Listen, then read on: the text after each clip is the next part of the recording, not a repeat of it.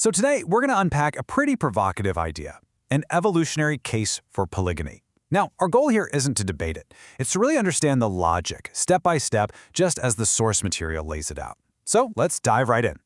To even begin to wrap our heads around this perspective, we have to start with the same fundamental question the source asks. At its most basic, most instinctual level, what is marriage even for? What are its primal building blocks? Okay, so here's our roadmap for today. We're going to start with the source's basic definition of marriage, then explore why something like polygyny would even exist in the first place.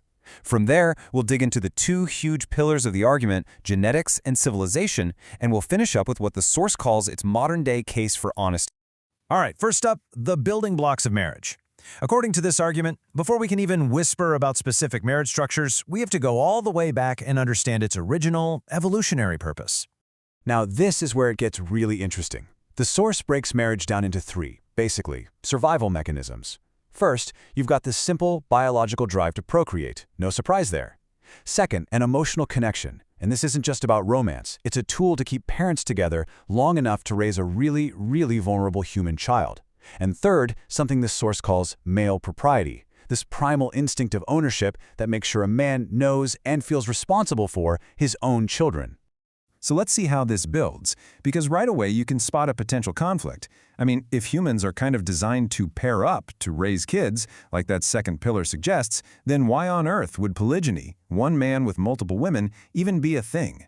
You know, the source itself actually asks this exact question. And honestly, it's the core problem this whole argument is trying to solve. It literally asks, why can't we all just do the one-on-one thing and live happily ever after?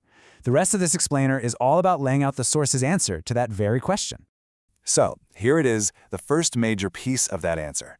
According to this perspective, the pressure for polygyny came from its role as a super powerful engine for genetic selection. It was all about the survival of our species. And to get this, we have to define a key term the source uses: hypergamy. It's presented here as a female survival instinct. The idea is, because a woman is incredibly vulnerable for a long time while pregnant and raising a baby, she has this natural drive to pair with the strongest, most capable provider she can possibly find. It's all about ensuring her survival and the survival of her child. And this quote right here, it just perfectly illustrates the practical outcome of that drive. The argument is that the best providers, which at first meant the physically strongest men, were the ones who attracted the most women. It basically created a direct competition for the best genetic lottery ticket. So, here's the crucial chain reaction, the domino effect. The strongest guys have the most kids, passing on those successful genes. The weakest guys, well, they have few or no children, and their genetic lines just fade out. The source argues this whole process acted like a ruthless but super effective genetic filter that was constantly strengthening the human gene pool generation after generation. But the argument doesn't just stop at biology and DNA. Oh no. It says this exact same dynamic was also the blueprint for building civilization itself. And the logic is pretty straightforward. If women are naturally going to select the highest value men, then every single man is under intense pressure to become a high-value man. This constant, relentless competition, the source argues, was the primary engine of all human innovation. And you can see that evolution right here on the screen. In early human history, value pretty much meant brawn. But what about the guys who weren't the strongest? Well, they had to find other ways to compete by developing their intellect, by creating tools, by innovating. In this view, the drive to secure a mate is what ultimately drove us from caves to skyscrapers.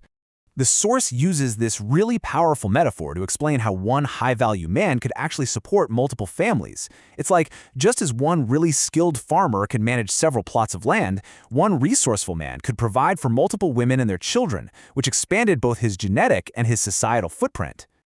Okay, so that's the whole evolutionary theory. That's the backstory. But how in the world does the source connect any of that to today? Well, that brings us to the final part of the argument, the case for honesty. And the central claim here is that these deep evolutionary drives, they didn't just disappear. The source argues that high-value men still frequently have children with multiple women. It just happens secretly now, through affairs and second families, all within a system that pretends to be strictly monogamous. And that's exactly why the source lands here. It concludes that openly acknowledging and even regulating polygyny would be a more honest and, frankly, more functional system. The argument is that it would cut down on the number of fatherless children, it would give legitimacy and stability to women and kids who are in these otherwise secret relationships, and it would create a society that actually deals with reality instead of a monogamous ideal that, in this view, is often just a fantasy. And that brings us to the end, leaving us with this final big question from the source material to think about. Is this ancient blueprint just some relic of a brutal, forgotten past? Or does a framework that's rooted in pure evolutionary survival actually hold any lessons for the future of human relationships? That is the core question this entire argument leaves us to ponder.